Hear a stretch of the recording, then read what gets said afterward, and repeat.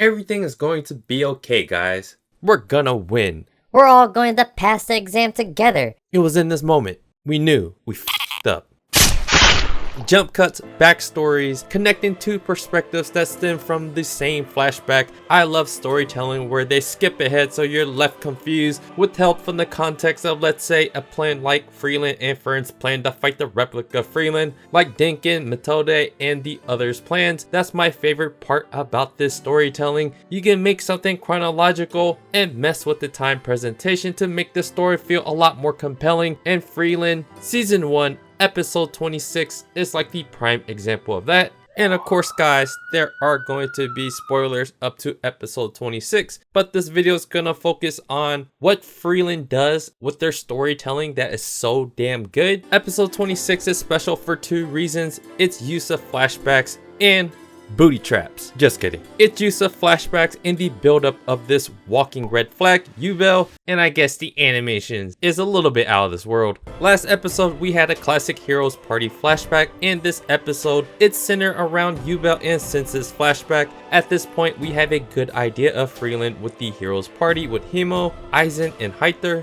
Excuse me, the corrupt priest, not the diddly one, the drunk one. This is a flashback that we are used to and expect at this moment. There isn't anything they're really building up to per se, besides every little lesson Frieren picked up from her 10-year journey with the Heroes Party. The general impressive use of flashbacks is how you can mess with the chronology of events in how it's presented. Last episode was about the micro to macro perspective timeline that built into Fern's character climax. We have a young budding talent that will one day kill Frieren, or be able to. This is a unique way to prove not only through series flashback that connects this generations down the line moment, it showed a way to prove how far humanity has come in that it all culminated into Fern's Q2s. But obviously the series flashback into the cliffhanger is a chef's kiss moment that can't be replicated. One day, Frieren, you're gonna die. It's either by the Demon King or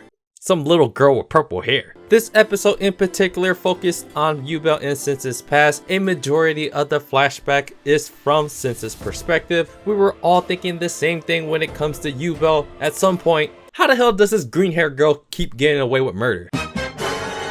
Well, it flashed back to her previous exam for the second class mage exam, or was it the first, where she wasted a proctor. This dude, NPC Berg, took a page out of a YouTube disaster by trying to prove by letting all the test takers shoot the crap out of him. Hit me with all you guys got, guys, but don't try to kill me at the same time. It was in this moment Ubel heard kill, and so she cut this mother bleeper in half. They go through this explanation that Ubel is quite frankly a crazy person that can not only visualize how to use her magic with her cut attack, but she can bypass the logical barriers that prevent her from imagining something that should be impossible possible. When it flashed back in the present and Ubel was faced with Sense's clone and that crazy ass hair, Ubel thought to herself, wow, I can give her a haircut and kill her at the same time. I just love the sound of scissors.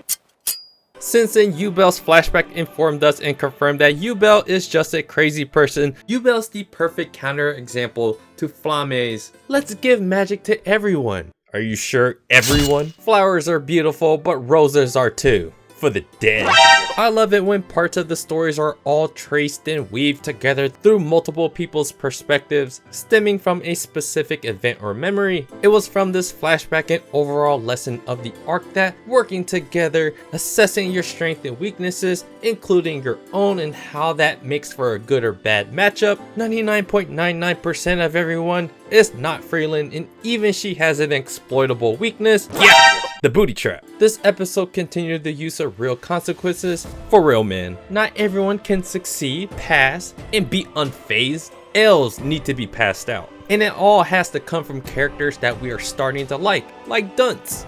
Just kidding. Where the hell was he this entire episode? It is characters like Luina and Richter that are growing on the audience that lose, that make it all the more real. And I just love the use of the jump cuts for the element of surprise that make it that much more dramatic. This episode did it plenty of times, and fuck. Of course, the end of the episode has to end on the flashing fun animation. Why the hell isn't Madhouse doing One Punch Man again? Okay, JC Staff is just fine. Or we could have had the more abusive, hotter girl, Mappa. Alright, JC staff, I'll accept it. The episode ended just right. Fern pew-pewed the shit out of the replica of Frieren, but we all know Fern's teenage years, however old she is, versus Frieren's 1000 years of running through booty traps will make you quite damn strong. This is almost like Skuna versus Gojo.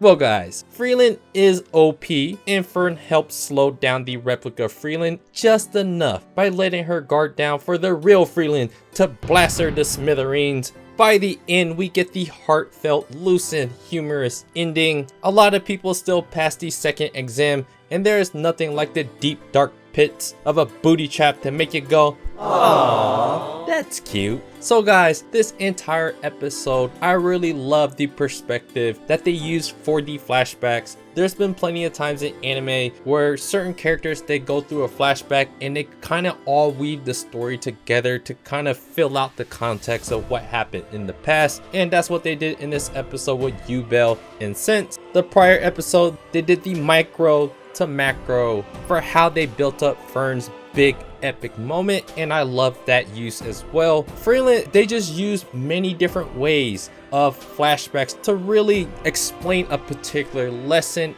to make something more epic than just pew pews. So this is why I love covering Frieren, because the storytelling, the perspective changes, how they use it, it's a little bit different from many other animes, and that's what makes this one special. While it is mostly slice of life, at the same time, it's arc like these that combine everything that's great about the show. So yeah guys, let me know what you guys thought about this episode. I would love to know. And do me a favor guys, hit the like button, subscribe to the channel if you guys haven't already. Check out my blog at otakusen.com, and I appreciate you guys watching, and I'll see you guys on the next video.